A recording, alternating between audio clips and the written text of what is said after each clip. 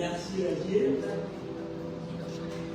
qui nous a fait le privilège d'être dans sa présence. Et je dis merci à Dieu pour la confiance qui a été placée en moi. Je dis merci à nos pasteurs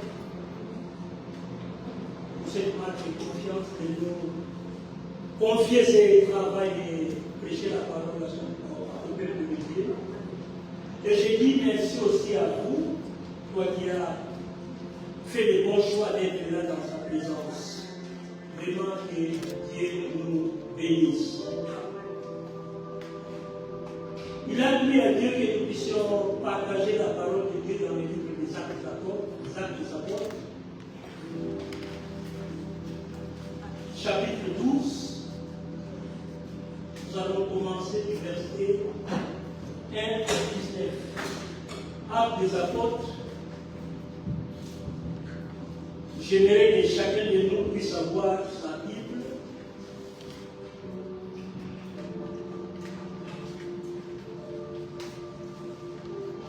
Actes des Apôtres, chapitre 12, nous allons lire du verset 1 à 19. Si vous avez trouvé, je lis la parole de Dieu. Vers le même temps, le roi Hérode s'est mis à maltraiter l'Église, à maltraiter quelques membres de l'Église. Et il fit mourir par l'épée Jacques, frère de Jean. Voyant que cela était agréable aux Juifs, il fit encore arrêter Pierre. Cependant, c'était pendant le jour des pains sans levain. Après l'avoir saisi et jeté en prison, il les mit sous la garde des 4 squads, des 4 soldats chacun, avec l'intention de les faire comparaître devant le peuple après la Pâque. Pierre donc était gardé dans la prison, et l'Église ne cessait d'adresser pour lui des prières à Dieu. La nuit qui précédait le jour où Hérode allait le faire comparaître, Pierre, lié de 2 chaînes, dormait entre 2 soldats et des sentinelles devant la porte, gardait la prison. Et voici un ange du Seigneur s'y vint, et une lumière brilla dans la prison. L'ange réveilla Pierre en le frappant au côté et en disant: lève-toi promptement. Les chaînes tombèrent de ses mains, et l'ange lui dit: mets ta ceinture et tes sandales. Et il fit ainsi. L'ange lui dit encore: enveloppe-toi de ton manteau et suis-moi. Pierre sortit et le suivit, ne sachant pas que ce qui se faisait par l'ange fit réel, et s'imaginant avoir une vision. Lorsqu'ils eurent passé la première garde, puis la seconde, ils arrivèrent à la porte de fer qui mène à la ville et qui s'ouvrit d'elle-même devant eux. Ils sortirent et s'avancèrent dans une rue. Aussitôt l'ange dit à Pierre: revenu à lui-même, Pierre dit: je vois maintenant d'une manière certaine que le Seigneur a envoyé son ange et qu'il m'a délivré de la main d'Hérode et de tout ce que le peuple juif attendait. Après avoir réfléchi, il se dirigea vers la maison de Marie, mère de Jean, surnommée Marc, où beaucoup de personnes étaient réunies et priaient. Il frappa à la porte du vestibule et une servante nommée Rhoda s'approcha pour écouter.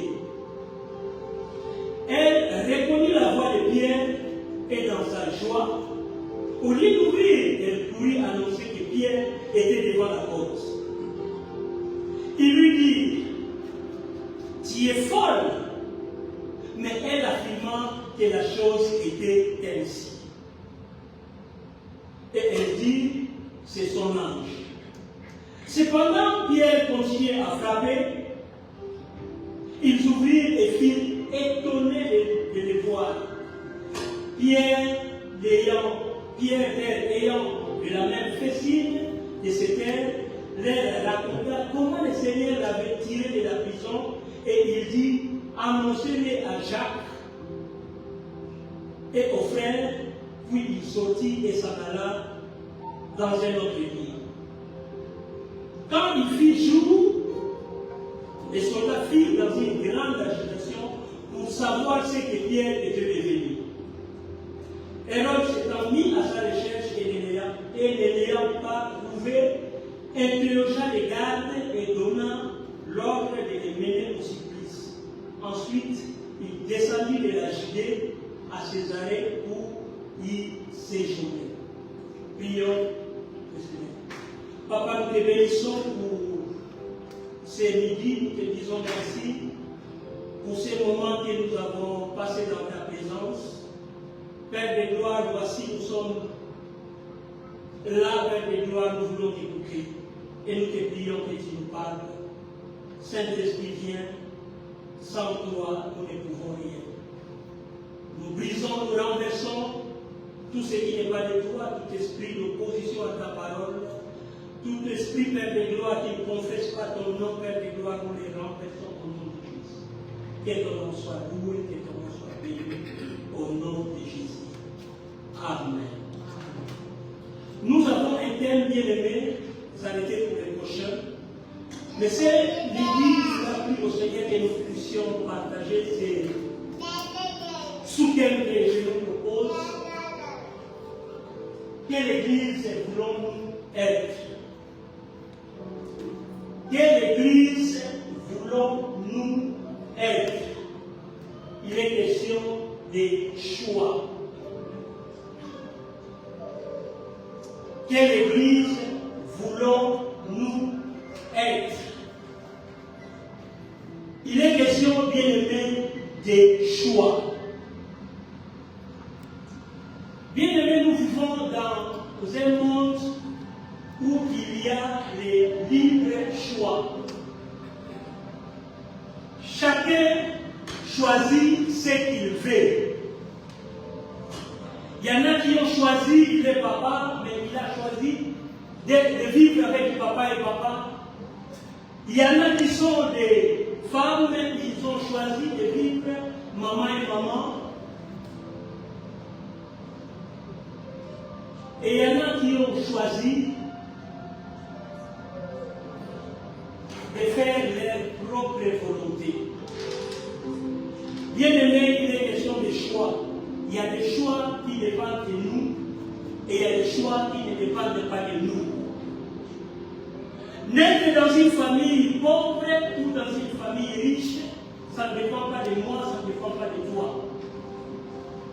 C'est le choix de Dieu. Mais il y a d'autres choix qui dépendent de nous.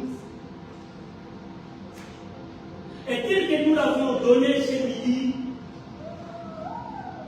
comme soutien, quelle Église voulons-nous être? Il est question de choisir. Quel genre d'Église nous voulons avoir? Et je vous ai dit tout à l'heure, nous vivons dans un monde où chacun est libre de faire son choix.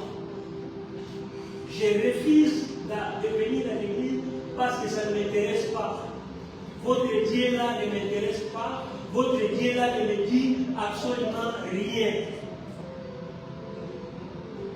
J'ai choisi d'obéir ou de désobéir à mes parents. J'ai choisi d'obéir ou de désobéir, oui, à l'ordre biblique. J'ai choisi d'obéir ou de désobéir à mon chef.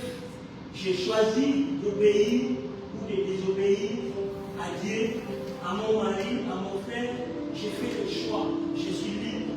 Un monde de libre choix. Et il y avait même une émission où nous regardons le titre et c'est mon choix. Chacun choisissait ce qu'il voulait, la manière de s'habiller, comment il devait manger, cela dépendait de chacun, d'écouter chacun de nous. Les libres choix. Mais bien aimé, laissez-moi nous dire quelque chose de très important que j'aimerais que vous puissiez garder. Dans tous les choix que nous faisons, nous devons savoir une chose. Il y a deux possibilités. Il y a des choix qui nous apportent et il y a des choix qui nous coûtent. J'aimerais que vous puissiez saisir cela. Il y a des choix que tu vas faire, un jour ça va te coûter. Et il y a des choix que je vais faire, un jour ça rapportera. Si c'est un bon choix, un jour ça va rapporter. Même si ça fait longtemps. Mais si c'est un mauvais choix que j'ai fait, un jour ça va m'écouter. Vers les années 80, 85, 86, 87 comme ça, j'étais au pays et je suis tombé malade. Ça a commencé petit à petit, je sentais mal, je suis allé, j'ai fait le choix d'aller dans un dispensaire. Et là, on m'a prescrit un traitement. Ça n'allait pas, je suis allé dans un autre dispensaire, ça n'allait pas. Et le mal s'augmentait de plus en plus, j'avais de plus en plus mal. Et à cette époque-là, comme les parents, on n'avait plus de parents, il fallait se battre. Et on allait dans un village à côté de la capitale de Kinshasa qui s'appelait Tabé-de-Baté. Là, on achetait des prix et on amenait à Kinshasa. Et j'ai loué une maison, j'étais seul. Et comme j'étais très malade, j'ai dit que non, je risque de mourir ici. Et j'avais mon grand frère, le deuxième de la famille, qui habitait à quelques kilomètres de chez moi. Je suis allé chez lui et je lui ai dit que je suis très malade, ça ne va pas. Ça fait plus d'un mois, je ne guéris pas. Et ce qui était beau avec mon frère, vu mon état, j'avais maigri, je ne mangeais plus. Il a regardé, non, il faut qu'on puisse aller dans un autre hôpital. Et on a choisi la grande hôpital de chez lui, de Kinshasa, l'hôpital Mamaïou. Et on est allé à l'urgence, on m'a accueilli. Et le médecin qui m'a accueilli m'a demandé de quoi je souffrais, et j'ai expliqué la situation. Et dès que j'ai fini d'expliquer la situation, il ne m'a même pas touché. Il a commencé, il a pris un bout de papier, il a commencé à écrire, à faire l'ordonnance. Il a écrit plus de 12 médicaments. Et il nous a donné, vous achetez les médicaments, et voilà les prescriptions. Vous allez prendre ça comme ça, comme ça, comme ça. Et à part ça, tu dois aller faire les examens. Et puis, vous allez ramener les examens ici. Au fait, la manière dont j'ai expliqué au médecin, il a compris de quelle maladie que j'ai souffert. C'était la fièvre typhoïde. Vous savez, en cette époque-là, quand vous allez dans l'endroit où on allait, on ne prenait pas soin de l'hygiène. C'était vers les Gigagats, là, les plateaux de Batéki. On achetait à manger, on vendait en tout et tout, même s'il y avait des mouches, on mangeait comme ça, sans laver les mains. De l'eau pour boire, c'était de l'eau impropre, on s'en foutait. L'essentiel que je puisse avoir la marchandise, les roquettes qu'on appelait, les vendre et c'est tout. L'eau à boire, la manière de laver les mains, l'hygiène, on ne se préoccupait pas de ça. Et je suis tombé malade. Et le docteur savait que la manière dont j'ai expliqué la chose, c'était la fièvre typhoïde. Et avec cette fièvre-là, il y a, je ne sais pas quel mot dire, il y a des petits trucs dans les intestins qui bouffent les intestins. Et lorsque Petits vont bouffer des intestins, des intestins vont être troués et tu peux mourir facilement. Et il a compris, il m'a donné le médicament. Quand j'ai fait l'examen, c'était justement la fièvre typhoïde. Et j'ai pris les médicaments, j'ai été guéri. Qu'est-ce que j'aimerais dire par là? Je suis tombé malade, mais j'avais fait un mauvais choix d'aller au dispensaire où il y avait des personnels moins qualifiés. J'ai parcouru les dispensaires à dispensaire. Mais il y a mon grand frère qui a fait les bons choix. Nous allons dans un grand hôpital bien structuré où il y a des médecins qualifiés. Je ne dis pas que si tu vas dans un grand hôpital, tu ne peux pas mourir. Non, je ne dis pas ça. J'ai voulu simplement que nous puissions comprendre que quand nous faisons les mauvais choix, ça risque de nous coûter. Je l'ai dit tout à l'heure, ça pouvait m'écouter la vie, je pouvais mourir parce que c'était sérieux, la vie de typhoïde.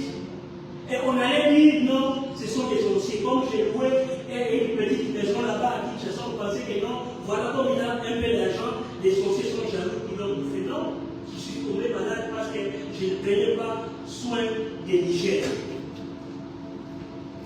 Et la maladie, j'allais toujours de mal en pire parce que j'avais fait un mauvais choix d'aller dans un hôpital, dans les dispensaires, là où il y a des personnels qui sont moins qualifiés. Les choix, il est question de choix. Faire un bon choix, pas seulement un choix, mais un bon choix. Et si nous revenons dans ces textes, nous lisons ces textes très bien, on nous parle d'une église. La première église que Jésus a fondée. L'église primitive. Et quand je lis ces textes, je vis que cette église a fait un bon choix. C'est pourquoi j'ai intitulé mon sermon « Quelle église voulons-nous être ?» C'est à nous de choisir. C'est à toi de choisir. Mais quels étaient les bons choix que cette église a fait?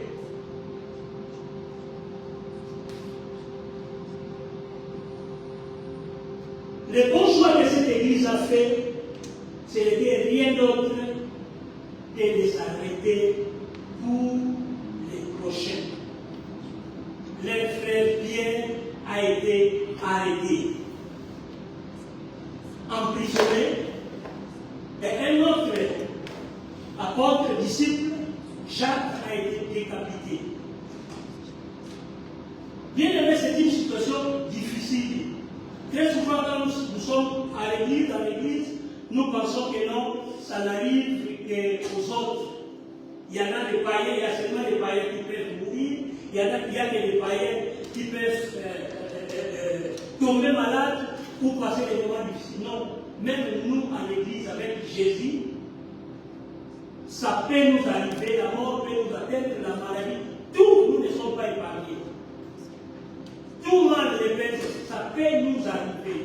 Et ici, nous voyons cette église passe des moments très difficiles, des moments critiques où l'église est persécutée par le roi Hérode, Agrippa Ier. Et ce qui est difficile, un des leurs, l'apôtre Jacques, est décapité.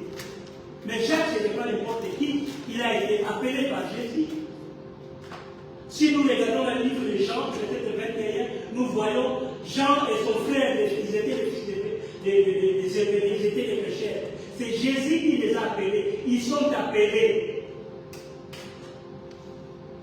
Ils ont été, Jacques a été enseigné par Jésus, formé par Jésus,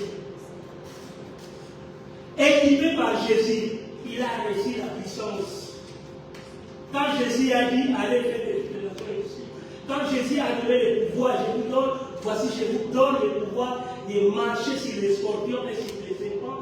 Rien ne pourra vous nuire. Jacques était là parmi les 12. Mais qu'est-ce qui fait que Jacques a été décapité? Lui qui a été appelé par Jésus, lui qui a été formé, lui qui a été équipé, lui qui a reçu la puissance de Bouya, les feux qu'on décapite sur chaque. Ça n'arrive pas aux autres. Mais ce qui est important, que j'aimerais vous partager, c'est l'attitude de cette église. Les choix qu'ils ont faits.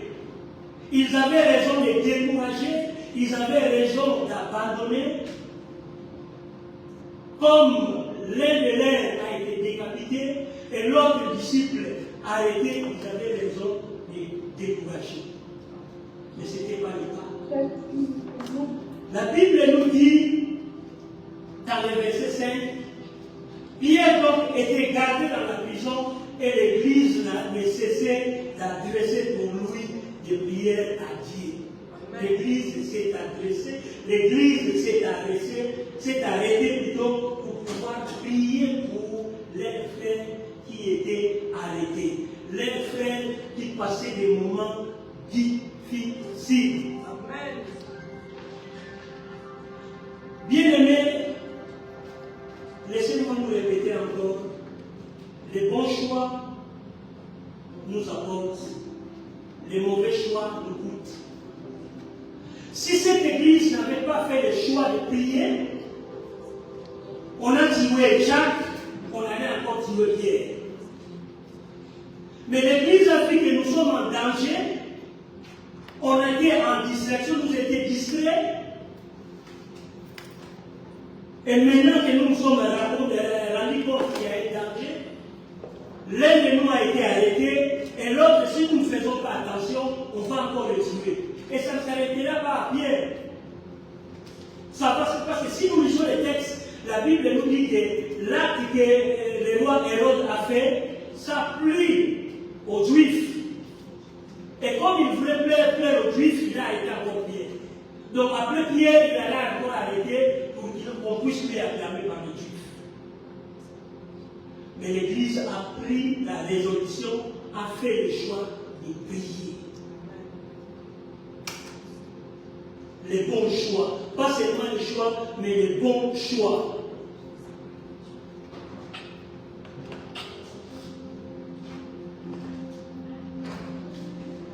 Bien-aimés, quand nous faisons les bons choix de s'arrêter pour l'autre, je répète, quand nous faisons les bons choix de s'arrêter pour l'autre, le Seigneur agit. Amen. Le Seigneur se manifeste, quelles que soient les conditions, quelles que soient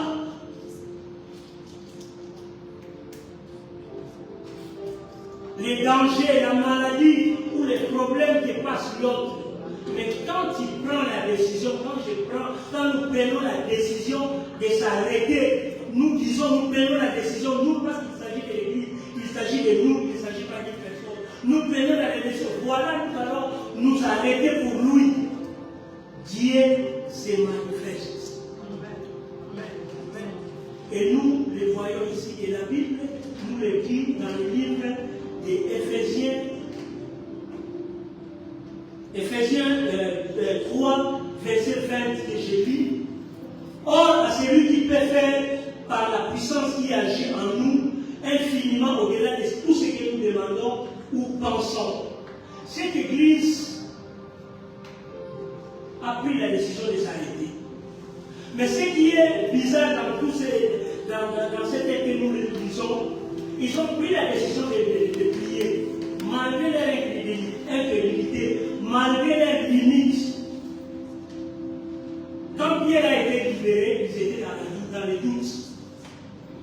Pierre est libéré, Pierre se présente là où il priait. Pierre frappe à la porte. Il y a la servante de l'ordre qui est venue ouvrir la porte. Et quand il a entendu la voix de Pierre, il est rentré vite pour dire aux autres, voilà, notre prière a été exaucée. Mais qu'est-ce que les autres ont dit? Que tu es folle. Tu es folle. Le problème, c'était pas seulement la foi. On nous dit que prier avec foi. Et ils ont prié, mais ils ne croyaient même pas leur prière. Mais le fait seulement de s'arrêter pour prier, La Bible nous dit, même avec la petite foi, la Bible, nous l'avons lu ici dans Ephésiens 3:20, que Dieu peut faire infiniment au-delà de ce que nous demandons ou pensons. Amen. Ils ont prié, mais ne croyaient pas que Dieu a fait au-delà. Dieu a fait au-delà. C'est pourquoi nous devons apprendre à nous arrêter pour les prochains. Quelle église voulons-nous être? Jacques dit, quelqu'un est-il malade? Il appelle les anciens et il prie pour lui. Je ne vais pas continuer la suite. Mais nous voyons nos frères dans des situations difficiles, on passe outre, comme les Lévites, les sacrificateurs dans cette histoire de cet homme qui a été tabassé par les bandits. Nous passons autre. Mais bien aimé, quand nous prenons la décision de s'arrêter, il ne s'agit pas question de nos capacités ou de notre puissance. Tu t'arrêtes s'il faut prier s'il faut apporter de l'aide à porte. Et Dieu va faire au-delà de ce que toi tu penses. Peut-être que tu crois que la situation est difficile. Ça ne marchera pas. Mais toi, arrête-toi si c'est dans la prière, prie. S'il y a une assistance financière, fais-le. Et Dieu va faire au-delà de ce que nous pensons et au-delà de ce que nous imaginons. Quand nous arrêtons pour les prochains, le Seigneur mobilise les anges.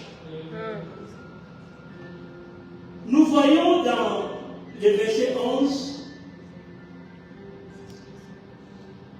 dans le verset 7 plutôt, la Bible nous dit, l'Église a prié, Pierre était en prison. La Bible nous dit, on peut commencer au chapitre, on peut commencer même au chapitre 5, au verset 5. Pierre donc était gardé dans la prison et l'Église ne cessait d'adresser pour lui des prières. L'Église priait.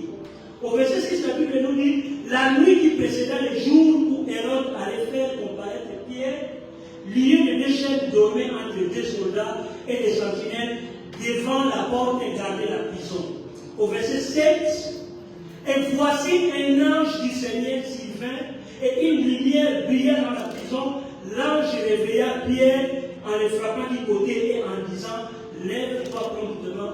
Les chaînes tombèrent de ses mains. Et l'ange lui dit, mets ta ceinture et tes sandales, et il fit ainsi. L'ange lui dit, encore, enveloppe-toi de ton manteau et suis-moi.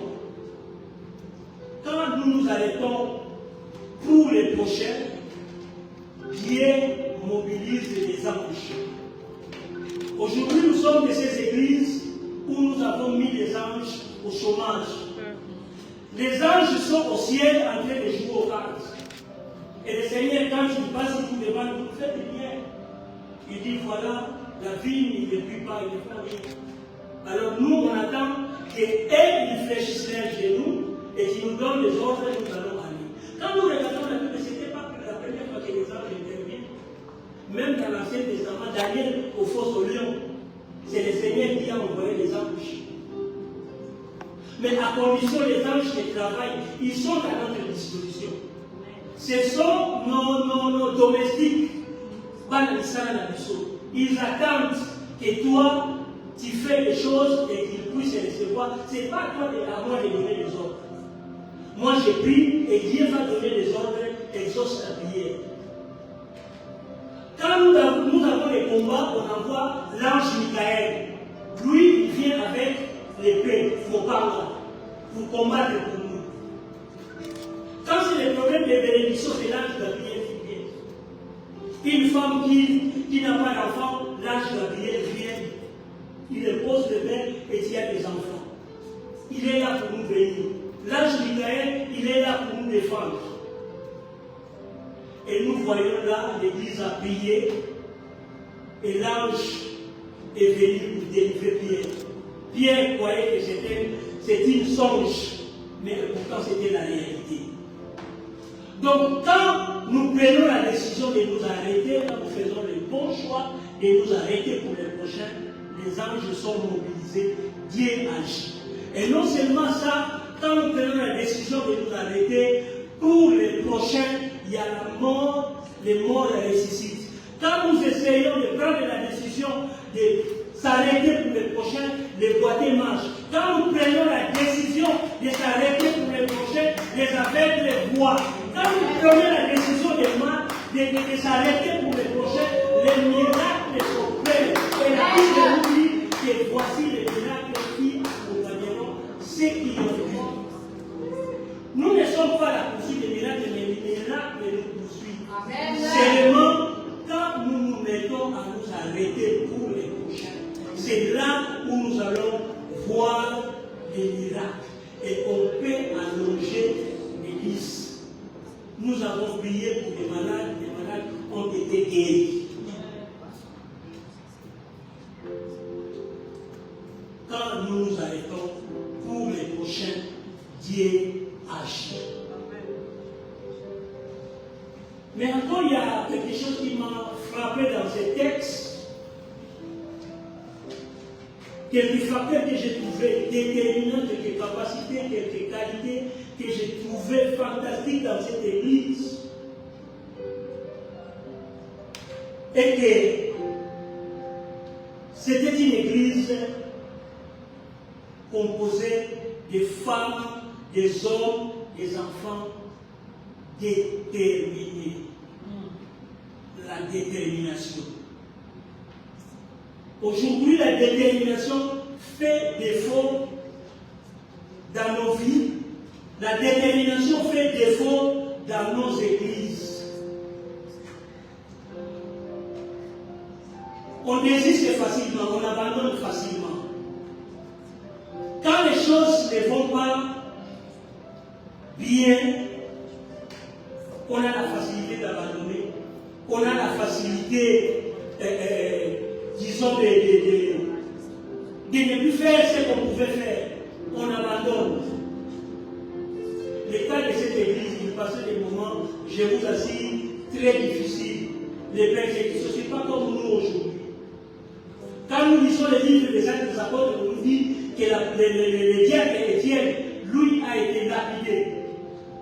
L'église était persécutée. Et quand nous voyons ces groupes qui priaient, la porte était fermée, ils avaient peur de Dieu. Parce que s'ils prennent cette époque, parce que la venue de Jésus, la nouvelle, c'était comme la nouvelle doctrine. C'était comme les blasphèmes. Et on nous raconte comment Paul, l'apôtre Paul, persécutait l'église. C'était des moments difficiles pour les chrétiens. C'est lui qui a fait que Jésus-Christ, comme Seigneur, était persécuté. Et nos bien-aimés étaient dans cette situation-là. Mais malgré cette situation-là, malgré les persécutions, malgré tous les dangers qu'ils devaient courir, ils étaient déterminés à prier. Et il y a un verbe qui nous montre vraiment qu'ils étaient déterminés. La Bible nous dit ne cessez, ils ne cessaient. Aujourd'hui, comment nous, dans l'église du Seigneur, nous avons cessé de prier? Aujourd'hui, comment nous avons cessé d'être gentils avec l'autre? Aujourd'hui, comment nous avons cessé de dire bonjour à l'autre? Aujourd'hui, comment nous avons cessé de servir le Seigneur? À cause des persécutions, à cause des tribulations, à cause de je ne sais quoi. On abandonne, on cesse. Manque de détermination. Mais ce n'était pas le cas de cette église. Ils n'étaient pas désespérés. Ils avaient la détermination. Ils ont prié. Malgré leurs limites, ils étaient déterminés. Face aux persécutions, face aux Juifs, face aux hostilités du roi Agrippa, ils ont pris la décision de pouvoir prier pour Pierre. La détermination, une qualité pour toi, enfant. La détermination, une qualité pour toi, mère, pour toi, papa, pour toi, maman, pour toi, frère. sommes pas appelés à baisser les bras quand les choses ne vont pas bien. Nous avons un Dieu. Quand les choses ne vont pas bien, nous avons une personne à qui nous pouvons aller demander des secours. Donc ça, c'est le premier facteur que je vis, la qualité que je vis dans cette église. Et autre qualité que j'ai vue dans cette église, c'était une église centrée sur Jésus, centrée sur le Seigneur. Aujourd'hui, dans nos églises, nous sommes centrés sur nos pasteurs. Et c'est facile de voir dans nos villes, surtout dans nos pays, comment les responsables sont glorifiés, sont élevés, sont mis en évidence de Christ. À chaque fois, on cite le nom du pasteur, c'est pas mauvais.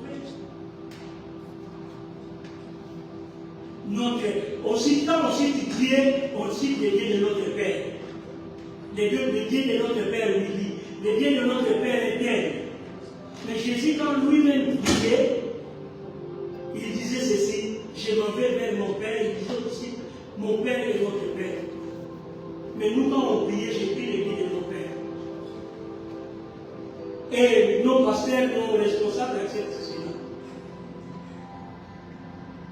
L'église doit être centrée non sur les pasteurs, non sur les responsables de l'église, mais sur le chef de l'église qui est Jésus-Christ. Et on voit ça dans cette église.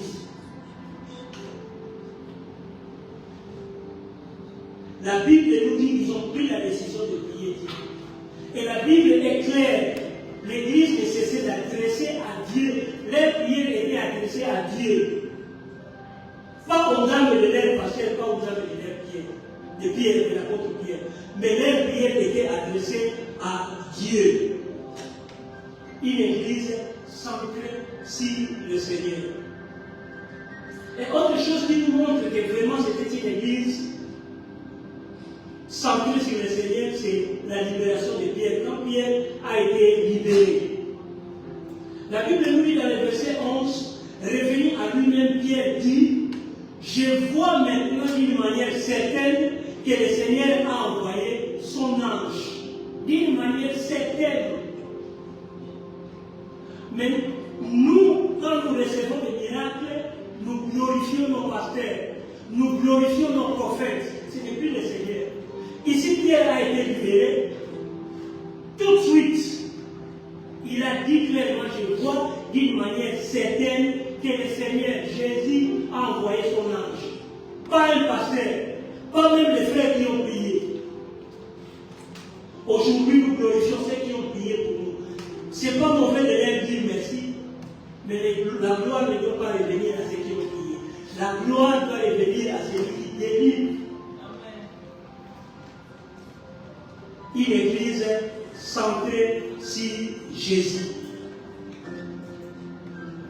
Et l'autre qualité que je vis, l'autre facteur de témoin que je vis dans cette église, vraiment c'était une église qui vivait dans l'unité. C'était une église unie. Et dans la Bible, toujours dans le livre des Actes des Apôtres 4, 32, regardez ce que la Bible nous dit. Donc c'est toujours cette église-là. Parlant de l'unité, la Bible nous dit que la multitude, Acte 4, 32, la multitude de ceux qui avaient cru n'était qu'un cœur et une âme. Ni ne disait que ces biens lui appartiennent en propre, mais tout était en commun entre eux. L'unité a caractérisé cette église. C'était une église unie qui se soutenait les uns les autres. Aujourd'hui, dans nos églises, nous avons perdu l'unité. Et c'est difficile dans une église où il n'y a pas d'unité. C'est rare de voir quelqu'un s'arrêter pour l'autre. Et je déplore encore l'équipe de la semaine passée. Nous étions là à Police et on était presque à 5 ou 6 personnes. Et pourtant, nos bien-aimés de la ville, ce sont des Vinières, ce sont eux qui nous ont offert cette salle. Si cette église existe, c'est grâce à eux. Donc nous sommes une famille. Quand il y a un culte en commun, nous devons vraiment vivre comme des frères et sœurs. L'unité, c'est très important. Et toujours quand nous lisons la Bible, dans cette église, comme nous l'avons lu, la multitude de ceux qui avaient cru n'était qu'un Pierre et qu'Inan, lui ne disait que c'est bien lui appartenait. Cette église est allée dans un niveau où ils ont éradiqué même la pauvreté. Il n'y avait pas de pauvres dans cette église. Il y en a des gens, des uns, qui ont vendu leur propriété, ils ont apporté l'église, l'argent de l'église. Quel niveau? C'est écrit dans la Bible, mais je ne dis pas que toi, tu vas vendre ta maison et apporter l'argent. Je ne dis pas ça. Mais cela nous montre seulement à quel niveau ces frères de cette église, quel niveau ils ont atteint, quel niveau de l'unité. Aujourd'hui, nous ici, et ils ont éradiqué la pauvreté, il n'y avait pas de pauvres, même pour l'argent. Quelqu'un va sans sa maison, il apporte à l'église, l'argent de l'église. Mais nous, des petites choses, dire bonjour à mon frère, c'est dire seulement bonjour à mon frère. Parce que parfois j'ai fait 3 mois, je ne salue pas mon frère. Je ne dis pas à mon frère bonjour. 3 mois, 2 mois. Et nous pouvons vivre la paix de Dieu. Nous devons faire de bons choix.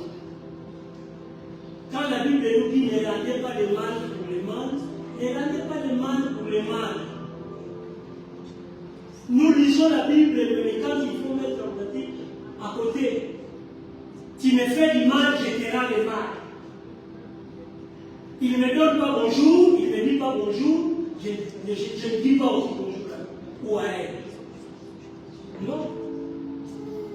Cette église-là, quelqu'un qui va vendre sa maison à lui, sa propriété, il prend l'argent, il l'amène à l'église. Maman Sylvie, voici l'argent, tu mets ça dans la caisse de l'église, tu distribues aux pauvres.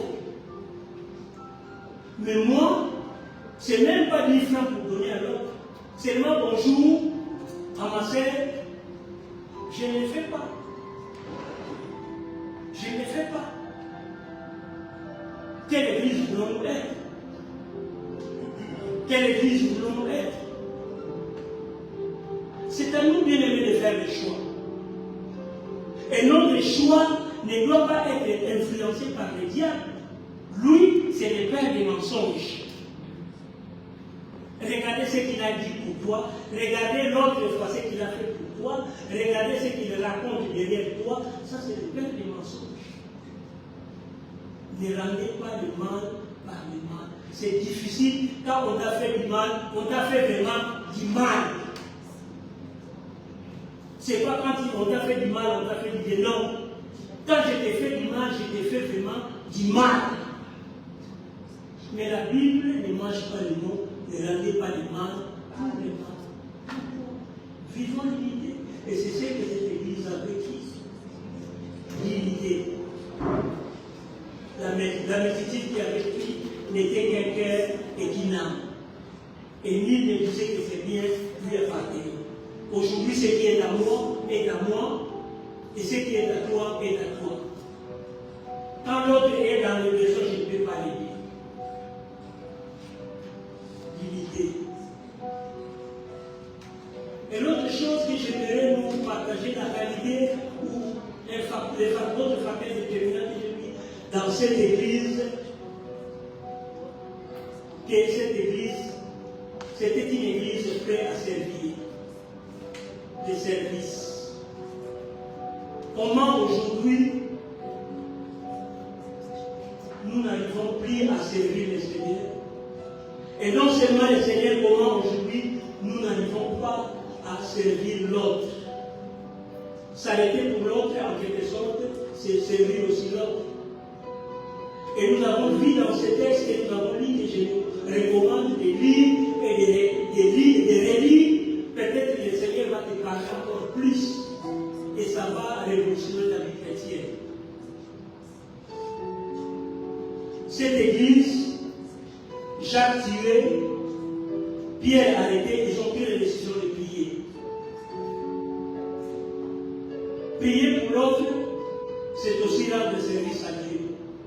c'est le service. Et quand nous lisons la Bible, toujours dans les livres de l'Église, laissez-moi nous lire ça vite avant que nous puissions faire notre message. La prière, c'est une façon aussi que Dieu nous a donné pour que nous puissions servir les autres. Lisons ça dans le livre de Luc 2, à partir de 34. À partir de 36. Regardez ce que la Bible nous dit pour nous expliquer que prier, c'est aussi une manière qui nous est donnée pour que nous puissions rendre service à Dieu. La Bible nous dit dans Luc 2, 36, il y avait aussi une prophétesse. Et les prophétesses, Anne, fille de Phanuel de la tribu d'Aser, elle était fort avancée en âge. Elle avait vécu 7 ans avec son mari depuis sa virginité. Au verset 37, la Bible nous dit, restée veuve et âgée de 84 ans, elle ne quittait pas le temple et elle servait Dieu. Écoutez bien, elle ne quittait pas le temple, elle servait Dieu nuit et jour dans les jeûnes et dans la prière. Les services.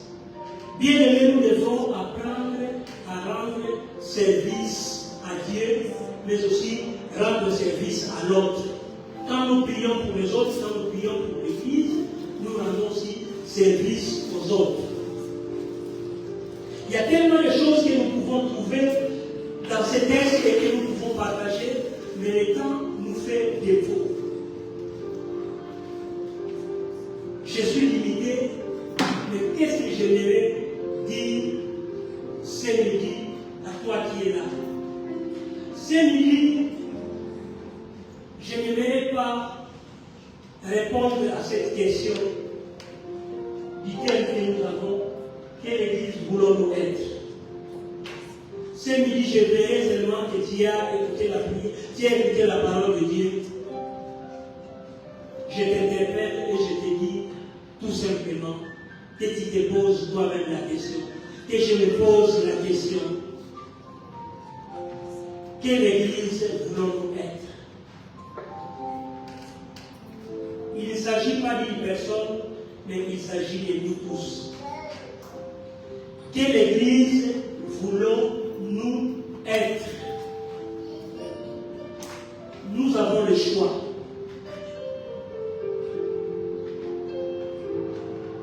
Le choix d'écouter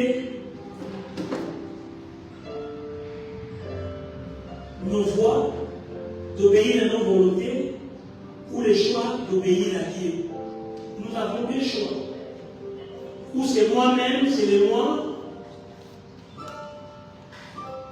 ou c'est Dieu. C'est à nous de faire le choix. Ce n'est pas au prédicateur de faire le choix pour toi, pour nous, mais c'est à toi de faire le choix. C'est à moi de faire le choix. Quelle église voulons-nous être? Et je répète encore, les bons choix nous rapportent, mais les mauvais choix nous coûtent. Tôt ou tard, si j'ai fait les mauvais choix, même après 50 ans, ça va m'écouter. Mais si j'ai fait les bons choix, même après 100 ans, ça va raconter. Et ce midi, je te laisse les choix de choisir quelle église voulons-nous être. Nous avons nos têtes baissées et nous allons prier. Nous n'allons pas faire de bruit. Tu as écouté la parole de Dieu. Prie toi-même. Dieu t'a parlé, je suis ici.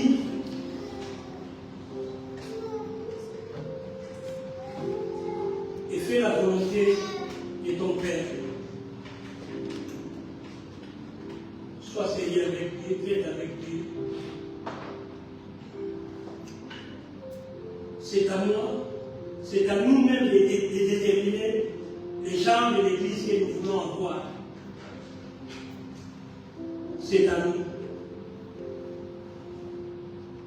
Mais gloire soit rendue à Dieu, nous avons vu une église qui s'arrête pour les prochains. Nous avons 5 minutes. Chacun va prier pour son cœur. Et après 5 minutes, je vais passer le micro au président du pays.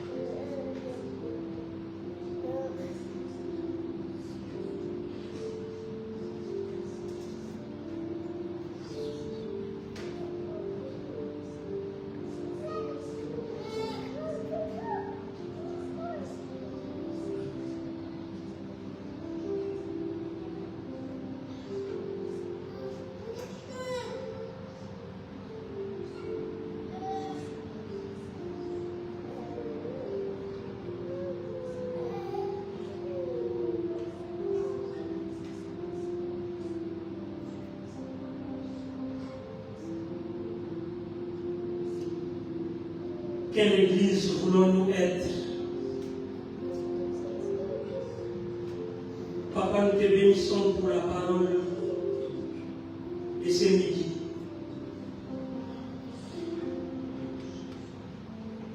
Papa, nous voici dans ta présence. La Bible nous dit que Jésus-Christ était 100% Dieu et 100% homme. Et nous, malgré notre conversion, Père de gloire, il y a parfois, Père de gloire, l'humanité, les mots qui agissent en nous.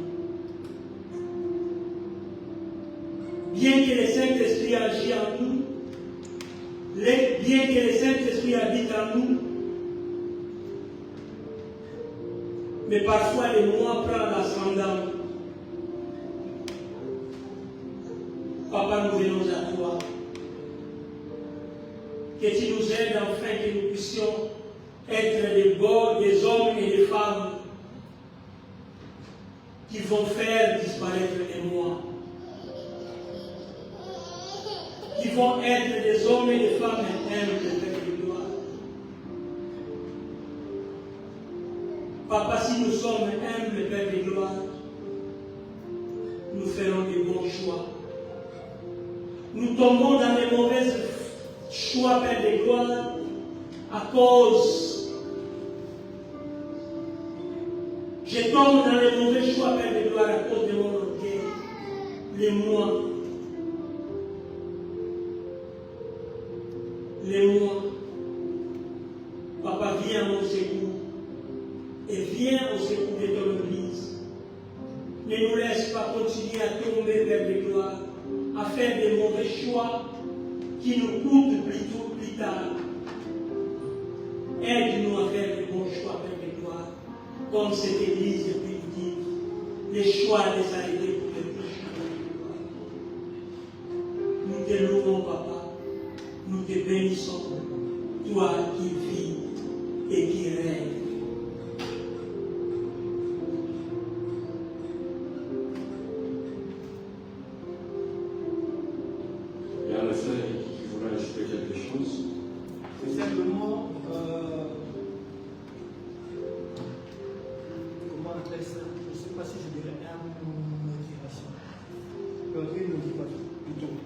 Alors, j'aimerais simplement aussi appuyer ce que le papa nous vient de signifier. Bien aimé, la Bible nous dit dans Deutéronome 30, par rapport aux choses, la Bible nous dit, je prends aujourd'hui en témoin le ciel et la terre. J'ai mis devant toi la vie et la mort, la bénédiction et la malédiction. Mais qu'est-ce que toi tu peux faire? Qu'est-ce que moi je peux faire? La Bible dit, mais toi choisis la vie, afin que tu puisses vivre, toi et ta postérité. Le choix. Le plus souvent on dit, ah, on a un choix de faire. Ah, j'ai pas le choix, je peux faire ça. Comme papa me l'a dit, ça peut répondre d'une autre façon néfaste. Au lieu que le choix que moi je fais, que ça puisse demeurer en moi-même, je risque même le mauvais choix que je fais, ça peut se faire toucher ma progéniture. Comme je dirais, ma génération. Amen. Le choix. Il dit encore plus loin, pourquoi faire un bon choix? Premièrement, c'est pour aimer l'Éternel ton Dieu, pour obéir à sa voix, pour t'attacher à lui, car le parti de choix que tu vas faire, cela dépendra aussi de ta vie et la prolongation de tes jours, et c'est ainsi que tu pourras demeurer dans le pays que l'Éternel a juré de donner à tes pères, Abraham, Isaac et